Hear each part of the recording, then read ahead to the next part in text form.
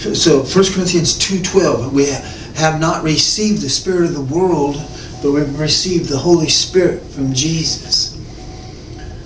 1 John 4:3, there's a spirit of antichrist. It's been here, at least when this was wrote, it was already in the world. Who knows how much further back than that, but it was already in the world when this was wrote 2,000 years ago. That's 1 John 4:3. Okay, next page here. Next page.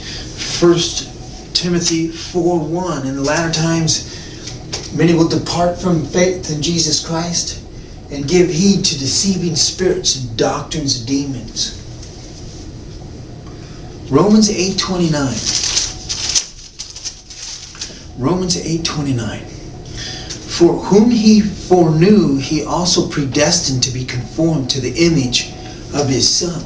See, that's what the Holy Spirit does. He's transforming you into the image of his Son. Okay? Now, isn't it logical? Isn't it logical? A logical conclusion that the spirit of Leviathan, the spirit of the world that works in the sons of disobedience, wouldn't it be logical to conclude that that spirit would be trying to transform the children of pride into the image of Leviathan? Something that he wants to create him as? Let's see if we can find that in the scriptures. 2 Timothy, look, what do you know? There it is. 2 Timothy chapter 3, verses 1 through 5. But know this, that in the last days perilous times will come. For men will be lovers of themselves, lovers of money, boasters, proud, blasphemers, disobedient to parents, unthankful, unholy, unloving, unforgiving, slanderers, without self-control, brutal, despisers of good, traitors, headstrong, haughty, lovers of pleasure rather than lovers of God. And listen to this. Having a form of godliness, but denying its power. The power of godliness is wrapped up in the gospel of Jesus Christ for all those who believe. Those who have a form of godliness have some type of a religious cloak around them. Okay, it might even be an apostate Christianity.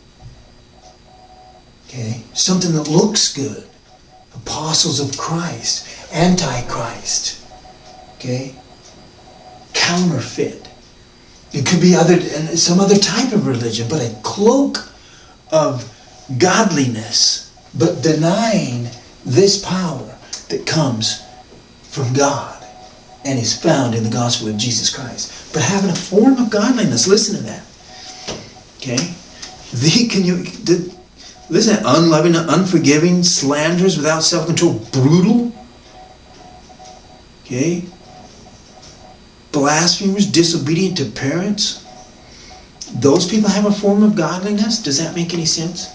But there it is. That's what's going to happen. And that's what is happening over the spirit of the world is working in the sons of obedience to transform them into that image right there. Colossians 3, 12 and 14. Therefore, as the elect of God, holy and beloved, put on tender mercies, kindness, humility, meekness, long-suffering, bearing with one another and forgiving one another.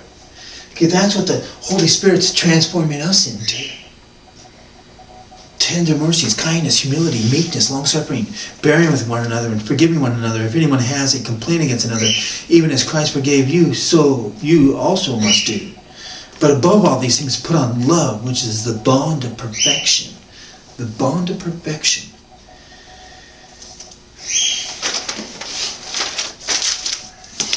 All right. So, here's what we're going to do. We're going to go in here and we're going to leave the King of Tyler, but we're going to erase the rest of this because we need to go into our next point here. Alright. So,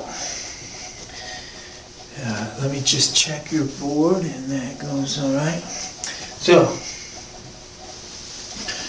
let's go back to Job, get a little more information. Okay. Job chapter 41, verses 21. I don't have that on your board, but it's Job chapter 41, verses 21, 22, 24, and 33.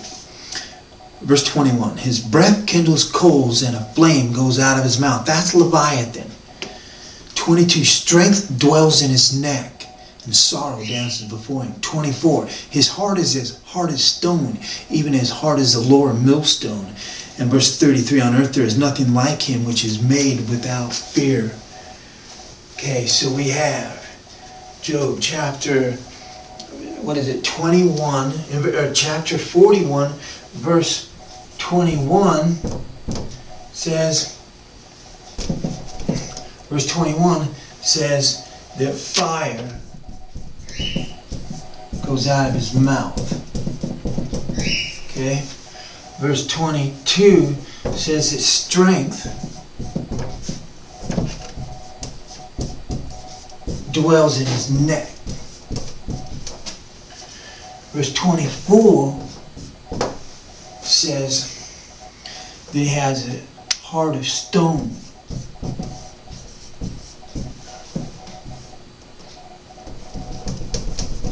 Oops. A heart of stone. And verse 33 says he has no fear. Okay. Now, I hope you can see that, okay? No fear. Alright, so Job chapter 41, verses 21, 22, 24, and 33. Let's go to Proverbs chapter 16. Proverbs chapter 16. Verse 6. In mercy and truth atonement is provided for iniquity, and by the fear of the Lord one departs from evil. See, it is by the very fear of the Lord that you depart from evil. Okay? And Leviathan is a creature made without fear. Don't you think that he's going to teach people? He's going to teach the children of pride not to fear God? That might be one of his plans of attack. Psalms 95, 7 through 9. This is a familiar psalm. Psalms 95, verses 7 through 9. For he is our God, and we are the people of his pasture and the sheep of his hand. Today, if you will hear his voice. Remember, he said, those who are dead, if they hear his voice, they will live. Okay?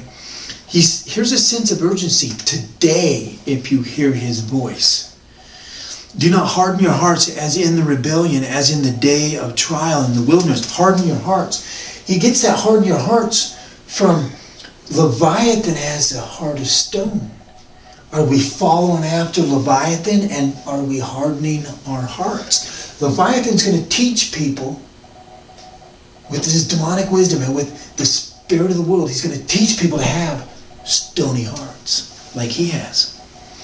Do not harden your hearts as in the rebellion, as in the day of trial in the wilderness, when your fathers tested me and tried me, though they saw my works.